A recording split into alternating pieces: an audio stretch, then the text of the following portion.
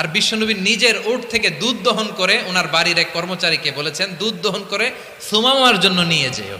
সবাই তো অবাক, ইয়ামামা থেকে আসছে নবীকে হত্যা করতে, বিশ্বনবী দেখে তারে জামাই আদর করে।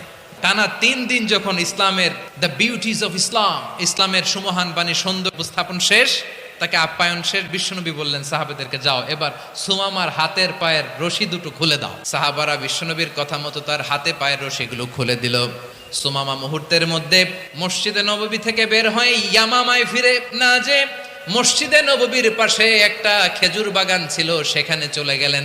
সেখানে একটা ছোট্ট কুয়া ছিল, কুয়ার পানি দিয়ে তিনি গোসল করলেন। সুবহানাল্লাহ পড়েন। কুয়ার পানি দিয়ে গোসল করে মসজিদে নববীর সামনে এসে বিশ্বনবী এবং সাহাবাদের সামনে দাঁড়িয়ে সাব্বাবা উঁচু করে বললেন আশহাদু আল্লা ইলাহা ইল্লাল্লাহ ওয়া আশহাদু আন্না মুহাম্মাদান আবদুহু ওয়া রাসূলুহু। আল্লাহু আকবার।